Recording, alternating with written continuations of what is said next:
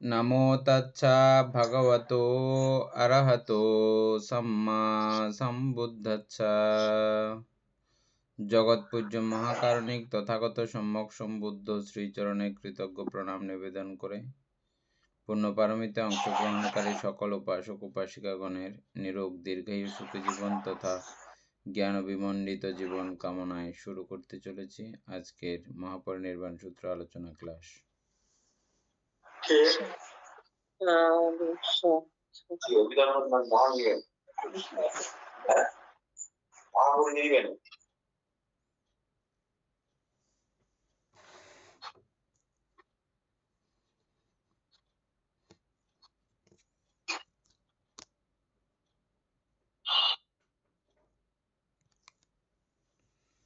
আমাদের page number কত? আমাদের 66 পৃষ্ঠা 7 নাম্বার থেকে আরম্ভ হবে।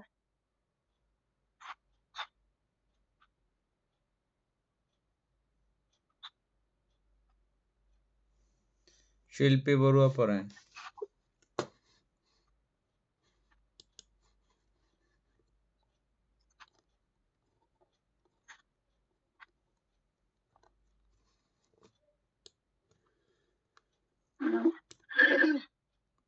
আনন্দ মৎস্য জন্মগ্রহণ করিলে যে মৃত্যু মুখে পতিত হইবে, ইহা আশ্চর্যের বিষয় নহে।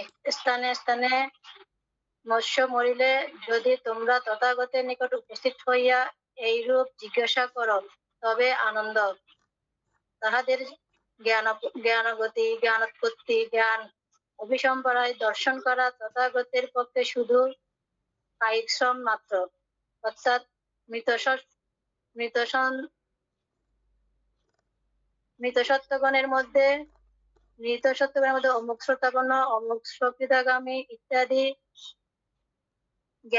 জ্ঞানাদিগমন, জ্ঞানোৎপত্তি, জ্ঞান অভিসম্পরায় অর্থাৎ তৎপর ও অমুক নিহত সম্বন্ধে পরায়ণ, অমুক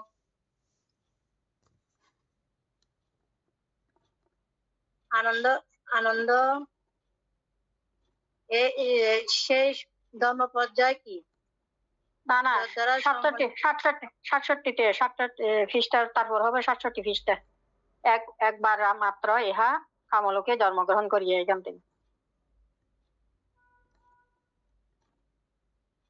নিচে টান।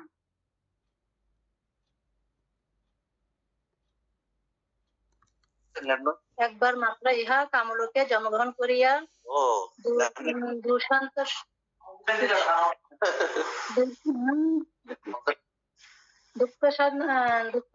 দুঃখ সন্তদায়ন করিবে, ইহা স্থান সহিত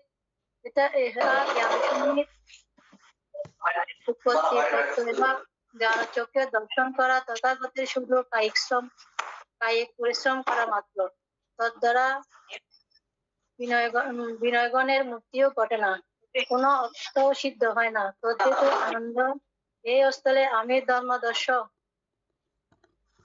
নামক ধর্ম পর্যায় দেখানো পূর্ব, যদ্বারা সমন্বয়গতা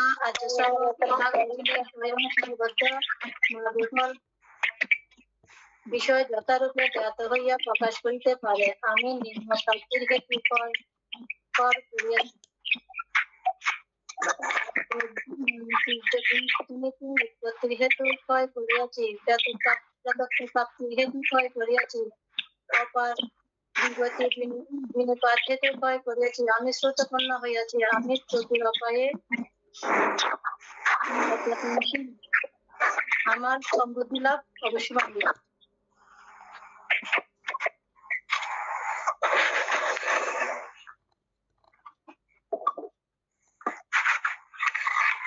উন্নয়ন করিবে। এই ধর্ম নিজে নিজেই বিধিতব্য, সঙ্গে গুণসম্পূর্ণ যথাযথ জ্ঞাত হইয়া তৎপ্রতি অবিচলিত প্রসাদ সম্পন্ন হয়। আর্য শ্রাবক জানে যে ভগবানের শ্রাবক সঙ্গ সুপ্রতিপন্ন, ঋজুপ্রতিপন্ন ও ন্যায় প্রতিপন্ন এবং সমুচীন, যাহা প্রাপ্ত হইলে প্রণাম দারান আদি স্বামীর প্রতি করণীয় বিষয়ের যোগ্যতা প্রাপ্ত হয়। সেই আর্য মার্গ সংঘাত মধ্যমা প্রতিপদা প্রতিপন্ন। ভগবানের আর্য শ্রাবকগণের যুগল বংশের চারি এবং পৃথকভাবে গণদায় ৮ শ্রেণীতে বিভক্ত, যথা শ্রোতাপত্তি মার্গ ও পলস্থ, সকৃতাগামী মার্গস্থ ও পলস্থ, অনাগামী মার্গস্থ ও পলস্থ এবং অহৎ মার্গস্থ ও পলস্থ। ভগবানের এই শ্রাবক সংঘ আহনের যোগ্য বা আহ্বানীয়। পাহন অর্থাৎ দূরদেশ হইতে আগত জ্ঞাতি মিত্রগণের সৎকারের জন্য সংগৃহীত বস্তু দানের ও গ্রহণের উপযুক্ত পাত্র। দাক্ষিণীয়, পরকাল বিশ্বাস করিয়া যে দান দেওয়া হয় তাহাকে দক্ষিণা বলে। সেই দক্ষিণা দানের ও গ্রহণের উপযুক্ত ও অঞ্জলি করণীয় এবং লোকের সর্বশ্রেষ্ঠ পূর্ণক্ষেত্র। আর্য শ্রাবক তৃষ্ণা দাসস্থ হইতে মুক্তিপদ বুদ্ধাদি বিজ্ঞজন প্রশংসিত তৃষ্ণা ও দৃষ্ট দ্বারা অপরামর্শিত উপাচার ও অপর্ণা সমাধি প্রবর্তনকারী আর্য জ্ঞান ক্রান্ত পঞ্চশীলাদিশীল সমূহ অর্থ অচিদ্র অসবল ও অকলাশ রূপে সম্মানিত সমাগত হয়। হে আনন্দ, ইহা সেই ধর্ম পর্যায় যার দ্বারা সম্মানিত আর্য শ্রাবক স্বয়ং স্বীয় বিষয় যথাযথ জ্ঞাত হইয়া ইচ্ছে করিলে প্রকাশ করিতে পারে যে আমি নিরয় প্রাপ্তির করিয়াছি। এখানে ৮ নম্বরে অপরামর্শিত উপচার ও অপর্ণা সমাধি প্রবর্তনকারী আর্যজন ক্ষান্ত পঞ্চশীলাদি চিল সমূহ অখণ্ড অছিদ্র ও অসবল ও অকলাশ রূপে সমন্বিত। এই অপরামর্শিত এটা কি হবে বলতে? শুধু এই জায়গাটাই আলোচনা করতে হবে নাকি পুরোটা? আর কোনো আলোচনা? পুরোটা এখানে তো পুরোটা বলতে এখানে মানে ৭ নম্বরে বলছে যে মানে আনন্দ ভান থেকে বুদ্ধ বলছে যে মানে এখানে একটা একটা করে এখানে যদি বলা যায় এখানে মানে বুদ্ধের কায়িক শ্রমিক এগুলোর কথা বলছে আর কি। তারপর এখানে যদি বুদ্ধ মানে ধর্মদর্শ জ্ঞান মানে ধর্মদর্শ না করলে আর্যগণদের সাথে তখন ওনারা মানে বুঝিয়ে দিতে পারবেন, এরকম করে একটা ইয়া করে বলছে।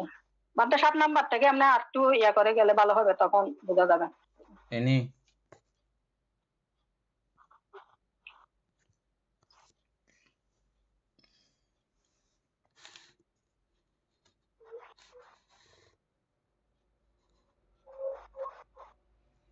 এনি আসছে বানতে? হ্যাঁ, ওই ৭ নাম্বার থেকে ক্লিন করে একটু আলোচনা করে যাও।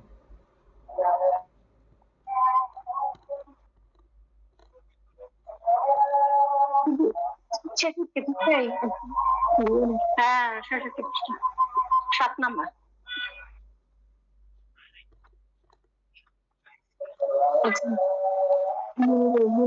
জন্মগ্রহণ মৃত্যুর মুখে পতিত হইবে।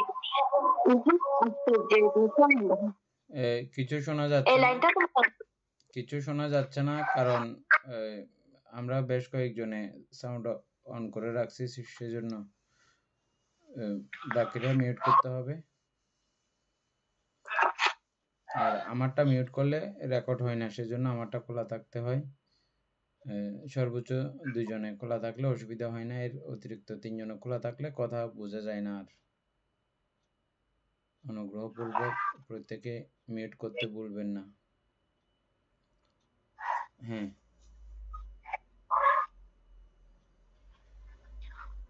এখানে বলেছে যে মনুষ্য জন্মগ্রহণ করিলে যে মৃত্যুর মুখে পতিত হইবে, ইহা আশ্চর্যের বিষয় নহে। এই লাইনটা তো আমরা মোটামুটি সবাই বুঝতে পারছি। আনন্দবান থেকে বলতেছে যে আনন্দ, মানুষ যদি জন্মগ্রহণ করে মানুষ মরে যায়, এটা আমরা স্বাভাবিকভাবে জানি, এটা কোনো আশ্চর্যের বিষয় না। এটা দিয়ে শুরু করছে কথাটা।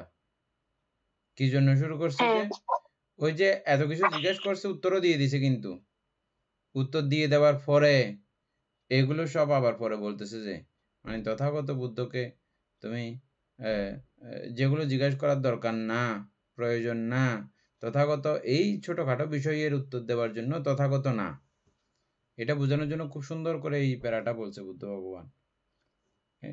এটা মনে করে ইয়ে করো, স্থানে স্থানে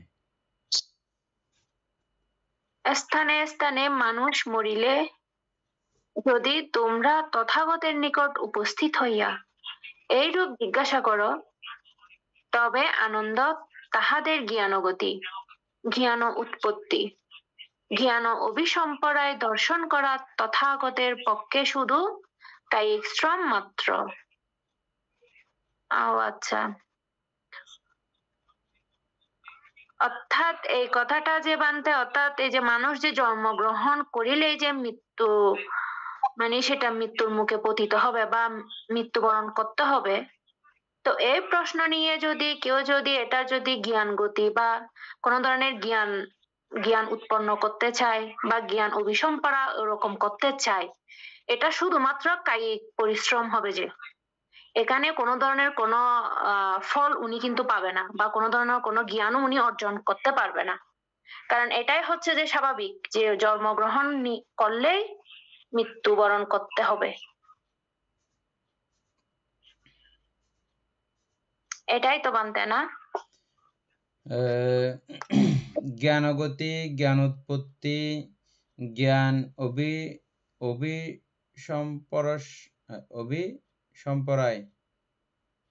অভিসম্পরায় দর্শন করা, অর্থাৎ ওই জ্ঞানের কারণে জ্ঞানগতি, তাহাদের জ্ঞানগতি, যারা যেই পরিমাণে জ্ঞান অর্জন করেছেন ওই পরিমাণে কোথায় তাদের জন্ম হয়েছে, কোথায় তাদের গতি হয়েছে, এগুলো তথাগত জানেন, বুঝেন, এবং এটা তথাগতের পক্ষে শুধু কায়িক শ্রম মাত্র, অন্য কিছু না। এটা মানে তিনি অনায়াসে বুঝতে পারেন, জানতে পারেন, এ কথা প্রকাশ করতে চেয়েছেন আর কি, কায়িক শ্রম মাত্র। অর্থাৎ মৃত সত্যগণের মধ্যে অমুক শ্রুতাপন্ন সুকৃতগামী ইত্যাদি জ্ঞানাদিগমন, জ্ঞান উৎপত্তি, জ্ঞান অভিসম্পরায়, অর্থাৎ তৎপর অমুক নিয়তি সম্বোধি পরায়ণ অমুক,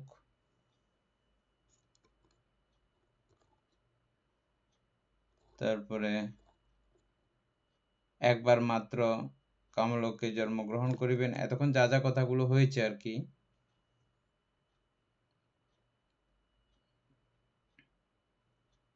সহিত উৎপত্তি প্রত্যয়ভাব জ্ঞানচক্ষে দর্শন করা, তথাগতের শুধু কায়িক শ্রম, কায়িক পরিশ্রম করা মাত্র।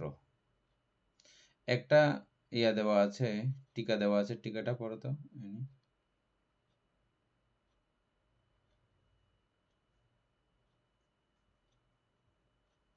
যোগ চিহ্ন একটা টিকা আছে, শিবে না।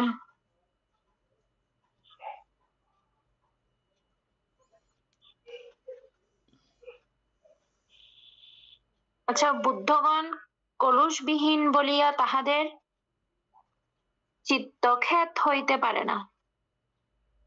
বুদ্ধগণ কলুষবিহীন বলিয়া তাহাদের চিত্ত ক্ষেত হইতে পারে না। অর্থাৎ এগুলো বলতে বুদ্ধের কোনো মানসিক কোনো কষ্ট হয় না, কায়িক পরিশ্রম হয় বটে। অমিতাভ বড় বুঝছেন, এগুলো বুদ্ধগণের কোনো মানসিক কোনো পরিশ্রম হয় না, কায়িক পরিশ্রম হয়। আর মানসিক পরিশ্রম হওয়ার কোনো কারণ নাই, যেহেতু চিত্ত কলুষ মুক্ত, সেই কারণে। তদ্দ্বারা থেকে পড়ো। তো এখানে যে জ্ঞান অভিসম্পরায়, তারপরে জ্ঞান অভিসম্পরায় মানে হচ্ছে যে জ্ঞানত জীবনযাপন করার কারণে, জ্ঞানত চলার কারণে। জ্ঞান অভিসম্পরায় মানে এটার অপোজিট সাইড, বিপরীত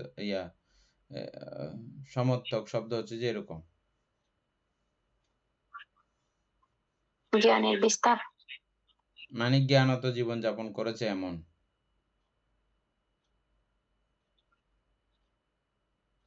আচ্ছা। তদ্বারা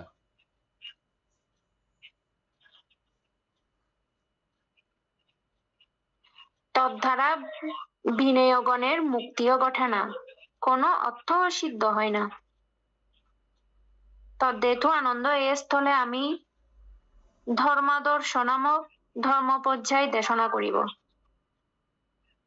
যদ্বারা সমন্বগত আর্য শ্রাবক ইচ্ছা করিলে স্বয়ং স্বীয় লব্ধ মার্গফল বিষয় যথাযথ রূপে জ্ঞাত হইয়া প্রকাশ করিতে পারে। আমি নিরয় প্রাপ্তির হেতু ক্ষয় করিয়াছি, তীর্যজনিত উৎপত্তির হেতু ক্ষয় করিয়াছি, প্রেতত্ব প্রাপ্তির হেতু ক্ষয় করিয়াছি। এই কথাটা অপায় গুরুত্বপূর্ণ এই জায়গা থেকে। মানে এটা আমাকে জিজ্ঞেস করাটা উচিত না। কি উচিত? তাহলে কি জিজ্ঞেস করা উচিত? এখান থেকে শুরু হয়েছে কথাটা, আবার ওই জায়গা থেকে আবার রিপিট করো। তদ্বারা বিনয়গণের মুক্তিও ঘটে না। বিনয়গণের মানে কি বানতে? মানে যারা এগুলো করতে জানতে চায়, বুঝতে চায়, জানিয়া বুঝিয়া তাদের কোনো লাভ হয় না। যারা জানে, হ্যাঁ, যেমন বুদ্ধ বলে দিয়েছেন অমুক শ্রুতাপত্তি মার্গফল, সুকৃতগামী মার্গফল রহত হয়েছেন, যেগুলো আমরা জানছি অমুকে করছে, অমুকে করছে, অমুকে করছে, আমার কোনো লাভ হয়েছে এতে? আমরা যারা জানছি, যারা জিজ্ঞেস করতেছি, আমাদের কোনো এটা লাভ নাই। আমাদের কি লাভ হবে এটা বলবে যে এখন। তারপরে কোনো অর্থ সিদ্ধ হয় না।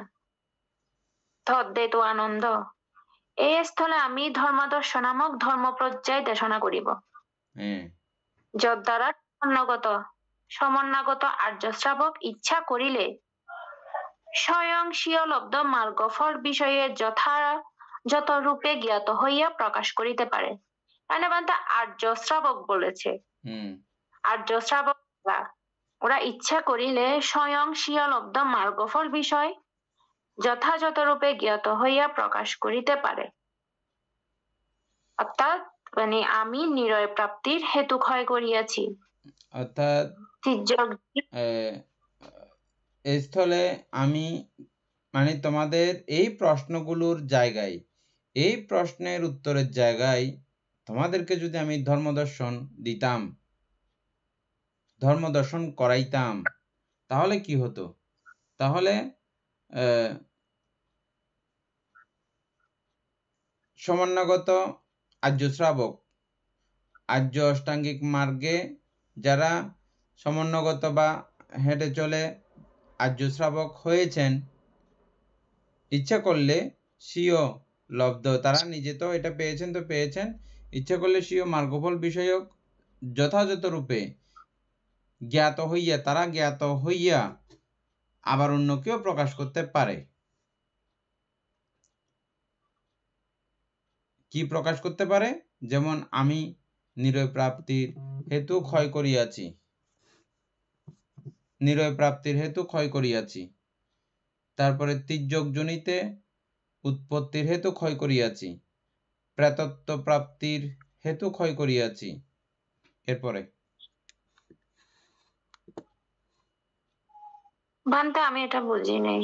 যদ্বারা সমন্বয়গত আর্য শ্রাবক ইচ্ছা করিলে, এটা লেখাতে একটু মিস্টেক হয়েছে আর কি। অর্থাৎ বুদ্ধ এভাবে বলতে চেয়েছেন, আমি এই কথাগুলো তোমাদেরকে, তোমরা যা জিজ্ঞেস করছো এগুলো উত্তর না দিয়ে আমি যদি তোমাদেরকে ধর্মদর্শনমূলক কথা বলি, এই কথাগুলো যারা বুদ্ধ কথাকে সেভাবে শ্রবণ করতে ইচ্ছুক তারা আর্য শ্রাবক হন।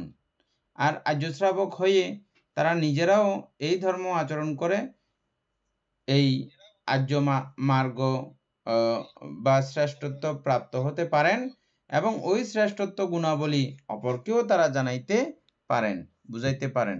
এই কথাই বুদ্ধ এখানে বলতে চেয়েছেন। বুঝা গেছে এখন? এটা তো বুদ্ধের কথা। হ্যাঁ, বুদ্ধের কথা, মানে এটা লাভটা কি হবে এটা আমাকে জিজ্ঞেস না করে তোমরা এটা করো, বরঞ্চ আমি ধর্মদর্শন দেশনা করতেছি।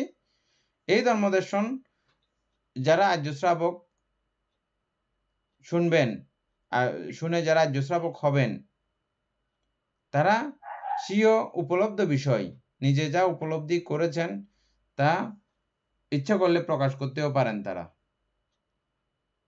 কি প্রকাশ করেন? আমি নিরয় প্রাপ্তির হেতু ক্ষয় করিয়াছি, এটা প্রকাশ করেন। কিভাবে করেছি, কিভাবে করে নিরয় প্রাপ্তির হেতু কিভাবে ক্ষয় করেছে? উপাসিকা অমিতা বড়ুয়া, নিরয় প্রাপ্তির হেতু কিভাবে ক্ষয় করে? নিরয়ে না যাবার অবস্থা কিভাবে ধ্বংস করতে পারে বলেন? কোনটা? ওই পঞ্চনিবরণ মুক্ত, তারপর শীল সমাধি দ্বারা। বলেন তো ইন্দ্রা বড়ুয়া, নিরয় প্রাপ্তির হেতু কিভাবে ক্ষয় করা যায়? শিল্পী বড়ুয়া বলেন।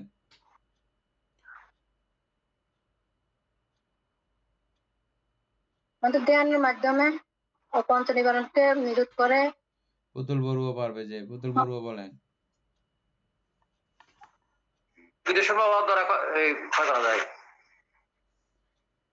আরো কারো জানা থাকলে বলেন।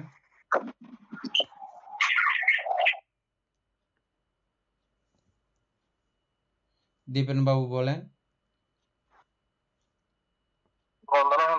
মঙ্গলক বলেন। শ্রোতাপত্তি ফল লাভ দ্বারা অথবা নির্বাণ লাভের মাধ্যমে ক্ষয় করা যায়। হ্যাঁ, এই তো এটাই আমি মানে চাইছিলাম যে উত্তরটা হোক। শ্রোতাপত্তি মার্গফল লাভ করলেই নিরয় বন্ধ হয়, বুঝছেন? বিদর্শন ভাবনা করলে নিরয় বন্ধ হবে এমন কোনো কথা নাই। বিদর্শন ভাবনা করে শ্রোতাপত্তি মার্গ লাভ করতে পারলেই আপনি নিরয় প্রাপ্তি থেকে নিরয়ের হেতু বন্ধ করতে পারবেন। হ্যাঁ, বিদর্শন ভাবনা করলেও আপনাকে নরকে যেতে হবে যদি এই শ্রোতাপত্তি মার্গ পর্যন্ত আপনি করতে না পারেন। বিদর্শন ভাবনা করলে পুণ্য হবে সেটা এক বিষয়, কিন্তু এটা সমাপ্তি করে যদি আপনি যতক্ষণ পর্যন্ত না পর্যন্ত পৌঁছবেন, আপনার শ্রোতাপত্তি মার্গ পর্যন্ত পৌঁছবেন, ততক্ষণ পর্যন্ত এটা আপনার হবে না, সমাধান হবে না, যথাযথ হবে না। ঠিক আছে, এরপরে তারপরে তারপর হচ্ছে যে তির্যক জনিতে উৎপত্তির হেতু ক্ষয় করিয়াছি, চেতত্ব প্রাপ্তির হেতু ক্ষয় করিয়াছি, অপায় দুর্গতি বিনিপাত হেতু ক্ষয় করিয়াছি। আমি শ্রোতাপন্ন হইয়াছি, আমি চতুর অপায়ে অপতনশীল, আমি সম্বোধি লাভ অবশ্যম্বী, আমার সম্বোধি লাভ অবশ্যম্বী। এটা কার কথা বলতেছে? আমি তো এখনো বুঝি নাই এই কথাটা। এটা তো বুদ্ধ তো অলরেডি, উনি তো অরহত্ত ফলে উনি তো নির্বাণ দর্শন করেছেন। আচ্ছা, আরেকটু তো এটা তো এটা আরেকটু পড়লে আসবে, আরেকটু পড়ো। আনন্দ, সেই ধর্মপর্যায় ধর্মাদর্শ কি? ধর্মপর্যায় কি? যদ্বারা সমন্বিত আর্য শ্রাবক ইচ্ছা করিলে স্বয়ংস্বীয় বিষয় যথারূপে জ্ঞাত হইয়া প্রকাশ করিতে পারে না। আমি নিরয় প্রাপ্তির হেতু ক্ষয় করিয়াছি, তির্য প্রাপ্তিরও ও প্রেতত্ব প্রাপ্তিরও হেতু ক্ষয় করিয়াছি, অপায় দুর্গতি বিনিপাত হেতু ক্ষয় করিয়াছি। আমি শ্রোতাপন্ন হইয়াছি, চতুর অপায়ে আনন্দ, এই শাসনে আর্য শ্রাবক বুদ্ধের গুণ সমূহ যথারূপে জ্ঞাত হইয়া তৎপ্রতি অবিচলিত প্রসাদ সম্পূর্ণ হই। আর্য শ্রাবক জানে যে সেই ভগবান এই সমস্ত কারণে, অরহৎ এই সমুদয় কারণে, তিনি সম্যক সম্বুদ্ধ, বিদ্যাচরণ সম্পূর্ণ, সুগত লোকবিদ, অনুত্তর পুরীসধাম্মা সারথি, দেবমানব গণের শাস্তা বুদ্ধ ভগবান। ধর্মের গুণসমূহ যথাযথ জ্ঞাত হইয়া তৎপ্রতি অবিচলিত সম্পূর্ণ হয়। আর্য শ্রাবক জানে যে ভগবান কর্তৃক এই ধর্ম অতি সুন্দরভাবে পর্যায়ক্রমে ব্যাখ্যাত। এই ধর্ম স্বয়ং দ্রষ্টব্য, আত্মদর্শনীয়। এর ফল প্রদানে কোনো নির্দিষ্ট কালাকাল নাই, প্রতিপালনের সঙ্গে সঙ্গে ফল লাভ হইয়া থাকে। এই ধর্ম এসো দেখো এই রূপ আহ্বান যোগ্য। এই ধর্ম নির্বাণে উপনয়ন করে। বিজ্ঞজন কর্তৃক এই ধর্ম নিজেই নিজেই বিদিতব্য। সঙ্গের গুণসমূহ যথাযথ জ্ঞাত হইয়া তৎপ্রতি অবিচলিত প্রসাদ সম্পূর্ণ হয়। আর্য শ্রাবক জানে যে ভগবানের শ্রাবক সঙ্গ।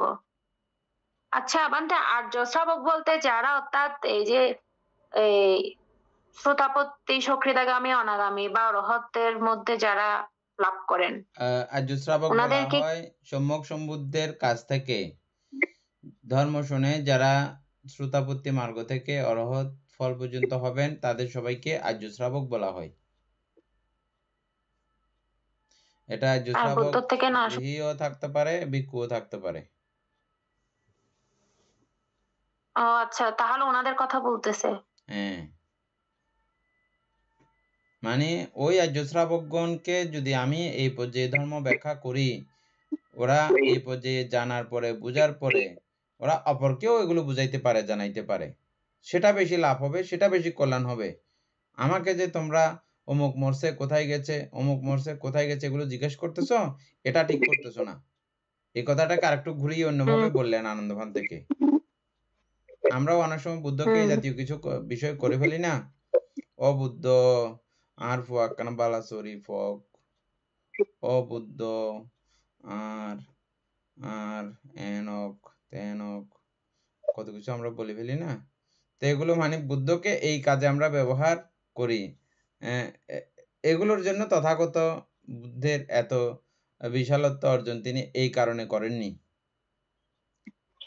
মহা গুরুত্বপূর্ণ সময় এই তুচ্ছ বিষয় জিজ্ঞেস করার মাধ্যমে নষ্ট করতেছে আনন্দ। তথাগতের প্রতি সেকেন্ড, প্রতি মুহূর্তগুলো অতীব গুরুত্বপূর্ণ, অতীব গুরুত্বপূর্ণ। হ্যাঁ, সেই গুরুত্বপূর্ণ মুহূর্তগুলো এভাবে নষ্ট করার কোনো মানে হতে পারে না, হেতু হতে পারে না। এটা অন্যভাবে মানে বুদ্ধ এটা বুঝিয়ে দিলেন। আর উত্তর না দিলে বলবে যে বুদ্ধ জানে না, এরকমও মানুষের ভাব হতে পারে। এই কথাগুলো কিছু কিছু জায়গায় বুদ্ধ বলেছেন। সেজন্য আমি তোমাদেরকে বুঝিয়ে দিয়েছি আমি এই জিনিসটা পারি, জানি। তবে এগুলো নিয়ে বুদ্ধকে কখনো তোমরা প্রশ্ন আদি করবে না। বুদ্ধের সঙ্গে শুধু কিভাবে নির্বাণের অতি সহজে যাওয়া যায়, অতি সহসা যাওয়া যায়, অতি এই জাতীয় কলা কৌশলগুলোই তোমরা শুধু আমার কাছ থেকে জিজ্ঞেস করবে যে। বুঝছেন? মানে পুরো প্যারাটার মূল বক্তব্য হচ্ছে যে এটাই। তারপরে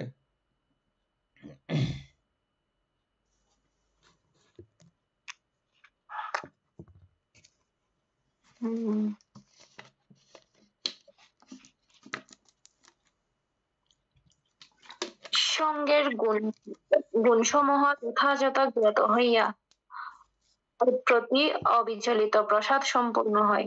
আর্য শ্রাবক নিজে ভগবানের শ্রাবক সঙ্গ সুপ্রতিপন্ন, ঋজু প্রতিপন্ন, ন্যায় প্রতিপন্ন এবং সমীচীন, যাহা প্রাপ্ত হইলে প্রমাণ দাঁড়ান।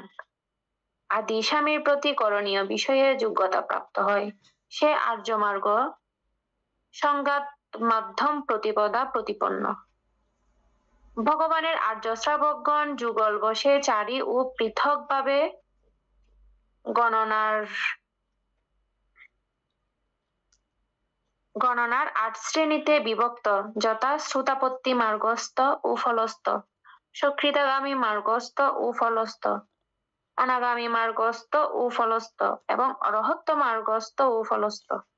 ভগবান এ শ্রাবক সঙ্গ আহনীয়, অর্থাৎ হচ্ছে আহ্বানের যোগ্য, আহনীয় অর্থাৎ দূর দেশ হইতে আগত জ্ঞাতি মিত্রগণের সৎকারের জন্য সংগৃহীত বস্তুদানের ও গ্রহণের উপযুক্ত পাত্র। দাক্ষিণেয়, পরকাল বিশ্বাস করিয়া যে দান দেওয়া হয় তাহাকে দক্ষিণা বলে এবং সেই দক্ষিণা দানের ও গ্রহণের উপযুক্ত পাত্র। ও অঞ্জলি করণীয় এবং লোকের সর্বশ্রেষ্ঠ পুণ্যক্ষেত্র। আর্য শ্রাবক তৃষ্ণা দাসত্ব হইতে মুক্তিপ্রদ বুদ্ধাদি বিজ্ঞজন প্রশংসিত তৃষ্ণা ও দৃষ্টি দ্বারা অপরামর্শিত উপাচার ও অপর্ণা সমাধির প্রবর্তনকারী আর্যজন ক্ষান্ত পঞ্চশীলাদি শীলসমূহ অখণ্ড অপরামর্শিত জিজ্ঞেস করছিলেন না এই উপাসিকা অমিতা বড়ুয়া? হ্যাঁ বান্তা। অপরামর্শ হচ্ছে যে ওই যে শিলব্রত পরামর্শ, এটা অপরামর্শ। শিলব্রত অপরামর্শ, এর উল্টাটা আর কি? শিলব্রত পরামর্শ মানে কি? বিচিকিৎসা বা সন্দেহ, বেশি এটা হচ্ছে সন্দেহ মুক্ত, বুঝছেন? আমি লাইনের বিষয়টা আইডিয়া করে বলতেছি, ইয়ার মধ্যে চার্জিবিটির মধ্যে একটু চার্জ করে দেখা যেতে পারে পরবর্তীতে এটার অর্থ আসলে ঠিক সেটা কিনা। হ্যাঁ, তারপরে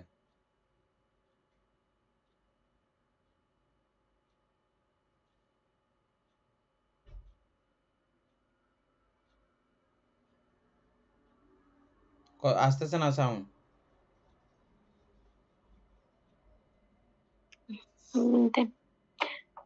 উপাচার ও অপর্ণা সমাধি প্রবর্তনকারী আর্যজন ক্ষান্ত পঞ্চশীলাদি শীলসমূহ অখণ্ড অচ্ছিদ্র অসবল ও অকলম্বাস রূপে সমন্বিত অর্থাৎ সমন্বয়গত হয়।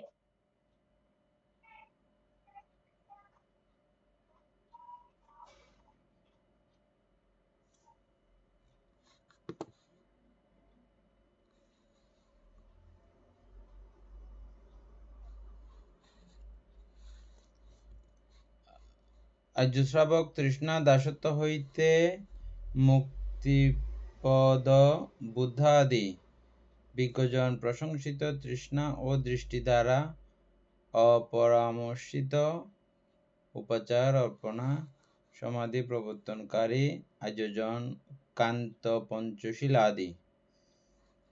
আর্যজন কান্ত, আর্যজন কান্ত মানে কথাটা বুঝছেন তো অমিতা বড়ুয়া? না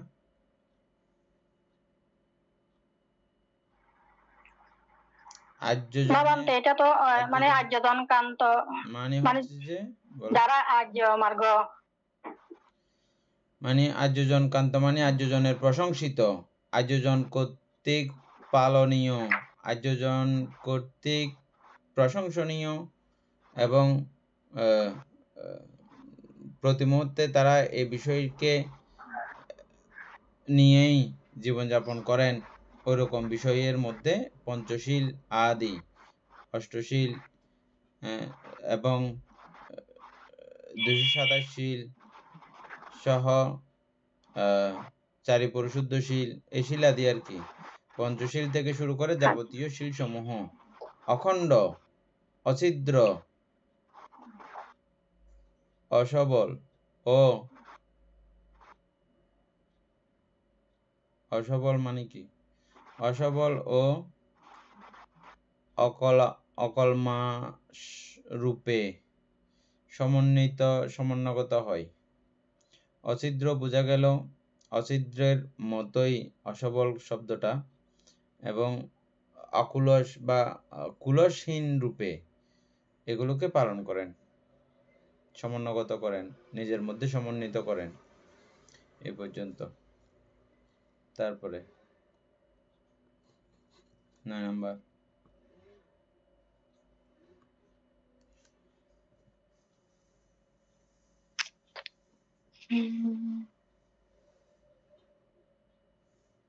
হে আনন্দ, ইহা সে ধর্মাদর্শ ধর্মপর্যায় যদ দ্বারা সমন্বিত আর্য শ্রাবক স্বয়ং স্বীয় বিষয় যথাভূত জ্ঞাত হইয়া ইচ্ছা করিলে প্রকাশ করিতে পারে যে আমি নিরয় প্রাপ্তির হেতু ক্ষয় করিয়াছি। ধর্মাদর্শ ধর্মপর্যায় যদ দ্বারা সমন্বিত আর্য শ্রাবক স্বয়ং স্বীয় বিষয় যথাভূত জ্ঞাত হইয়া বেশি ডেঞ্জারাস, এটা খুব খুব গুরুত্বপূর্ণ কথা। কিন্তু আমরা প্রথমবারই এটা ফেলে আসছি কথাটা। স্বয়ং স্বীয় বিষয় যথাভূত জ্ঞাত হইয়া, স্বয়ং স্বীয় বিষয় মানে আমার নিজের বিষয়কে যথাযথ বুঝা। আমার নিজের বিষয় কি কি আছে আমার মধ্যে? নাম এবং রূপ আছে।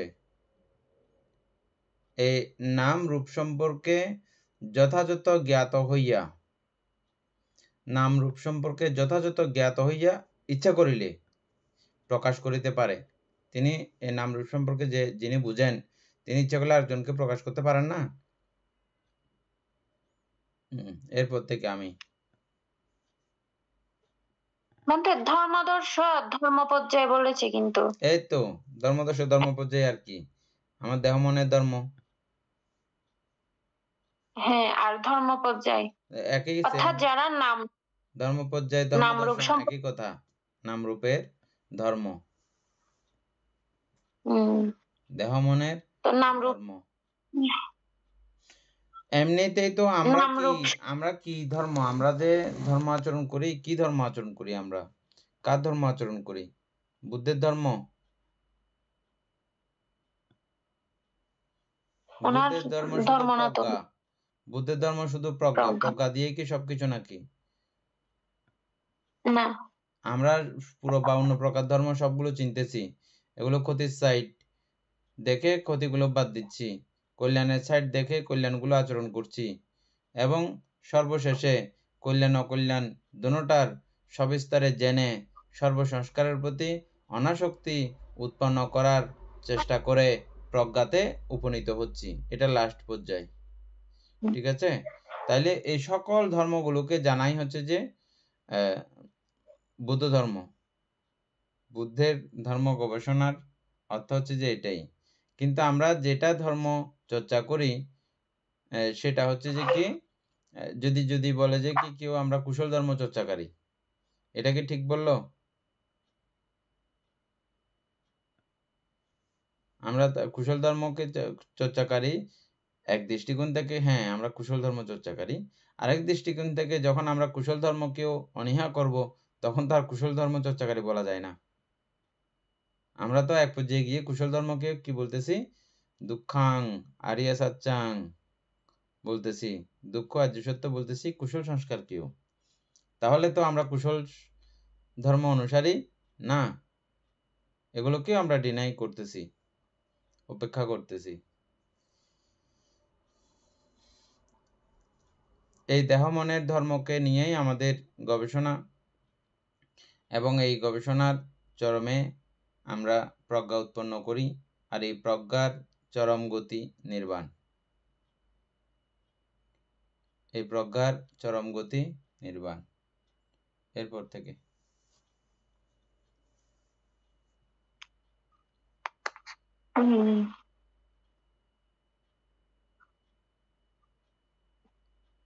স্বীয় বিষয় যথাভূত জ্ঞাত হইয়া ইচ্ছা করিলে প্রকাশ করিতে পারে।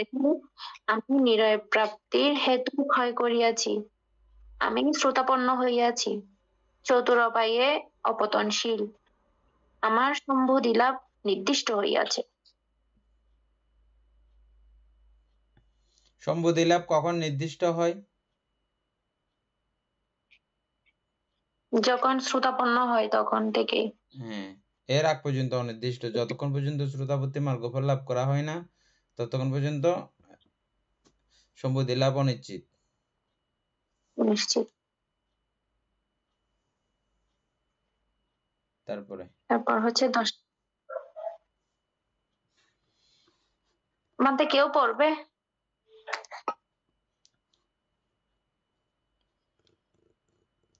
অনামিকা সিংহ পড়ো।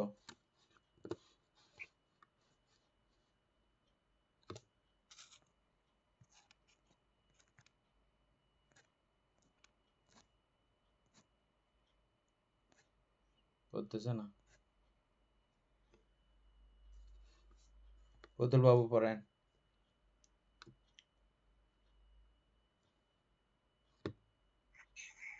10 নম্বর গ্রন্থে ভগবান গ্রামস্থ ইষ্টকময় অবসতে অবস্থিত কালেও ভিক্ষুগণের সহিত পুনঃ পুনঃ এই বিষয়ে প্রসঙ্গ করিতেন।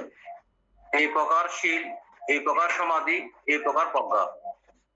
প্রজ্ঞা সব সম্ভাবিত চিত্ত, কামাশ্রব, ভবাশ্রব, দৃষ্টাশ্রব ও অবিদ্যাশ্রব, এই আশ্রব চতুষ্টয় হইতে সম্পূর্ণরূপে বিভক্ত হয়।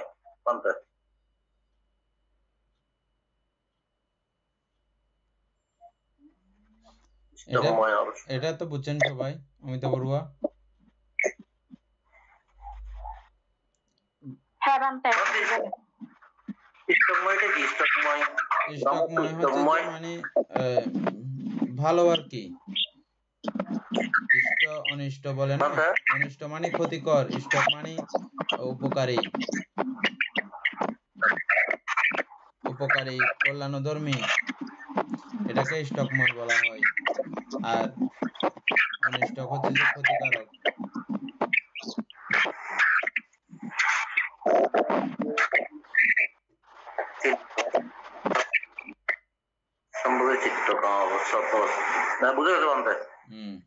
তারপরে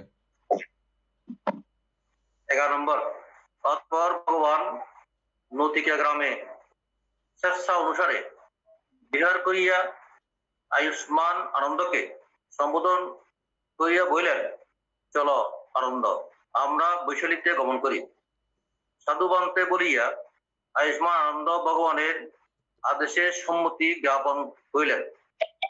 অনন্তর ভগবান মহাভিক্ষু সংঘ সমবিহারে বৈশালীতে উপস্থিত হইয়া তত্ত্বস্থ আম্রপালির উপবনে বিহার করিতে লাগিলেন।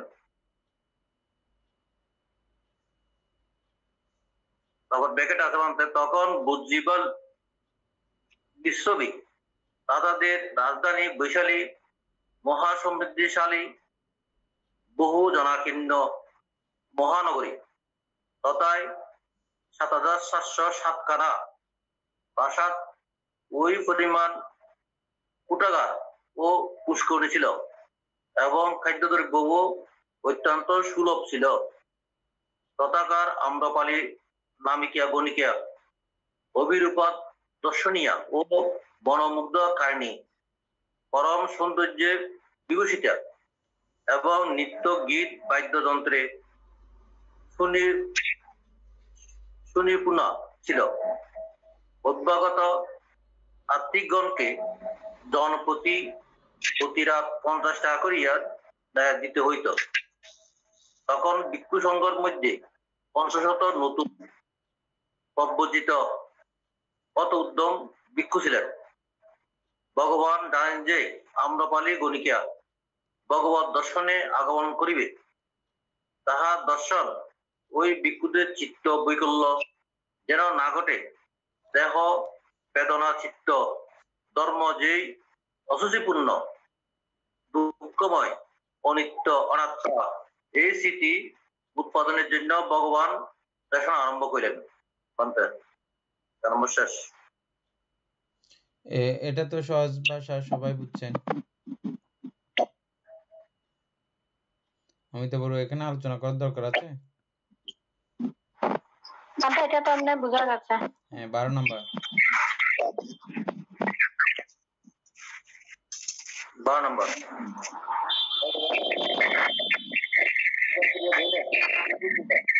ভিক্ষু মাত্রেই স্থিতিমান ও সম্পাদনকারী হইয়া বিহার করিবে, এই তোমাদের প্রতি আমাদের অনুশাসন। এটা খুব গুরুত্বপূর্ণ কথা। ভিক্ষু মাত্রই মানে ভিক্ষু হইলেই ওর স্মৃতিমান থাকা প্রধান কাজ, স্মৃতিমান থাকতেই হবে এবং সম্প্রজ্ঞানকারী হতেই হবে। এটা ভিক্ষুদের প্রধান এবং শ্রেষ্ঠ কাজ। আর কিন্তু যেটা যে বুঝক, এই তোমাদের প্রতি আমাদের অনুশাসন, আমার অনুশাসন হবে এখানে। স্মৃতিমানটা কি? এটা স্মৃতি নাকি? হ্যাঁ, স্থিতিমানটা এটা কোনটা? স্মৃতিমান সম্পর্কে এনে এই অমিতা বড়ুয়া বলেন আগে, স্মৃতিমান কাকে বলে?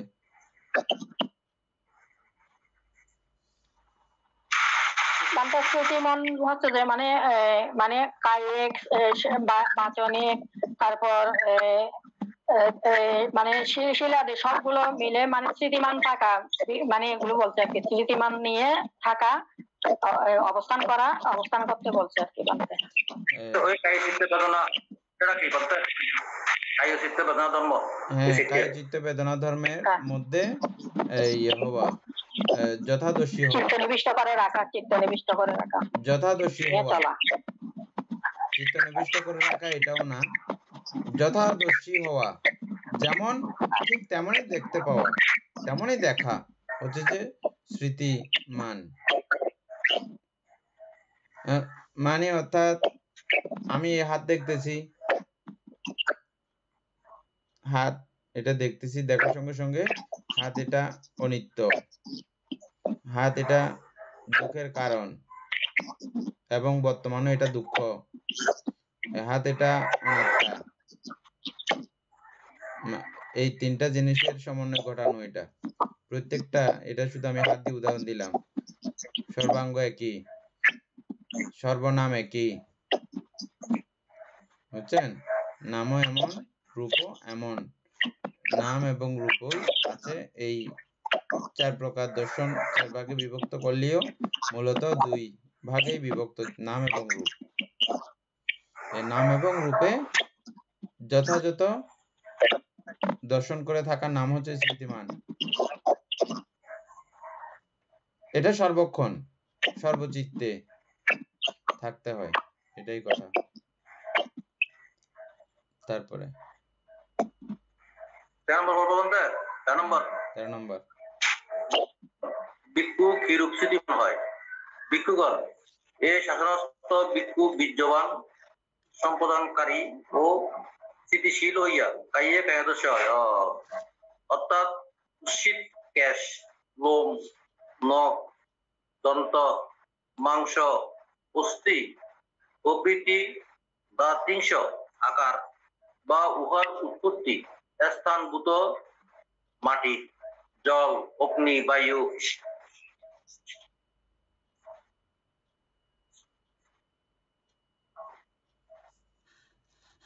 এই চতুর্ভুতের সংমিশ্রণ সুগঠিত আহার্য দ্বারাই সুপরিবর্তিত দেহের প্রত্যেক অংশ বীর্য সহকারে স্থিতির দ্বারাই অবলম্বন করত প্রজ্ঞায় তাহা পুঙ্খানুপুঙ্খনে দর্শন করে। দেহের শ্বাস প্রশ্বাস, গমন, স্থিতি প্রবৃত্তি বিশেষভাবে জানে।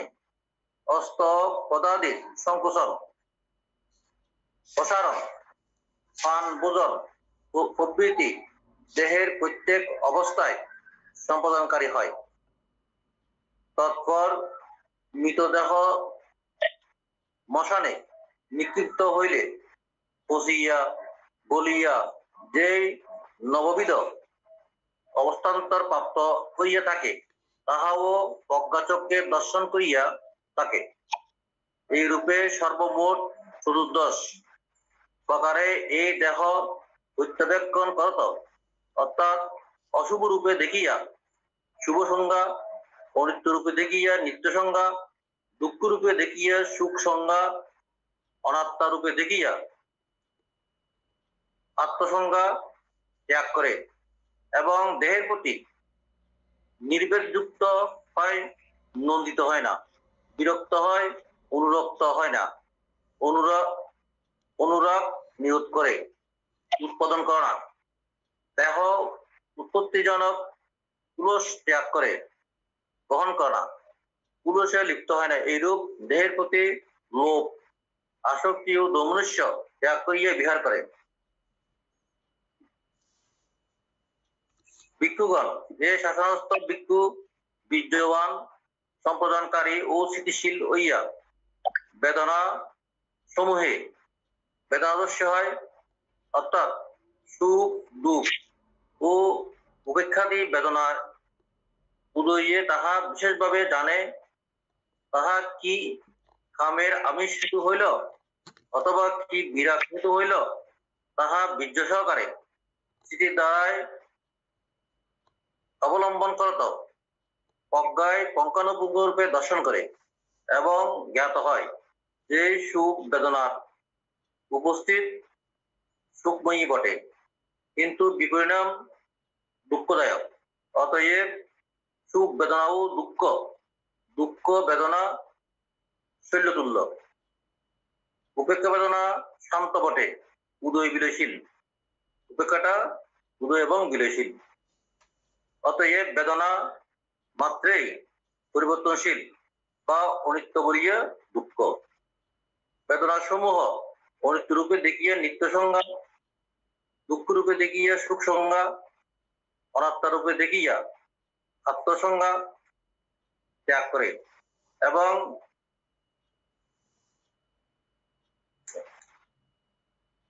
বেদনা সমূহের প্রতি নির্বেশযুক্ত হয়, নন্দিত হয় না, বিরক্ত হয়, অনুরক্ত হয় না, অনুরাগ নিরোধ করে, উৎপাদন করে না। বেদনা উৎপাদক পুরুষ ত্যাগ করে, গ্রহণ করে না। এই রূপে বেদনা সমূহের প্রতি লোভ মনুষ্য ত্যাগ করিয়া বিহার করে। কত বহু লম্বা। এটা খুব বান্তা, গুরুত্বপূর্ণ এই বান্তা, নাম্বারটা। বান্তা, হুম, বান্তা, ওই 13 নাম্বার থেকে একটু মানে বুঝে গেলে ভালো হবে। এটা 13 নাম্বার অত্যন্ত গুরুত্বপূর্ণ ঠিক 13 আছে? নাম্বার, আর এটা সময় নিয়ে আলোচনা করা দরকার। এটা খুব সুন্দর একটা ঘোষণা। এটা বুদ্ধ ভগবান ভিক্ষু সংঘকে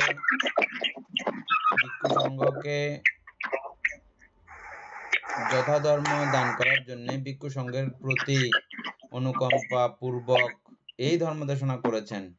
এই ধর্ম দেশনা না করলে, এরকম কথা এখন না বললে ভিক্ষু সংঘের দৃষ্টিভঙ্গি কামনায় যুক্ত হতে পারে, কামনায় লিপ্ত হতে পারে। এই জন্য কিছু কিছু বিষয় আছে যে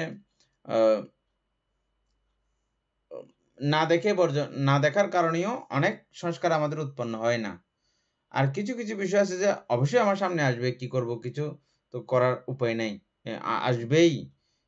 আসবে যে জিনিসগুলো যদি জ্ঞানপূর্বক দমন করা না হয়, তখন সমস্যা। এখন জ্ঞানপূর্বক দমন করবেন কোত্থেকে? আপনার থেকে যদি জ্ঞান না থাকে, জ্ঞানপূর্বক দমন করতে পারবেন না।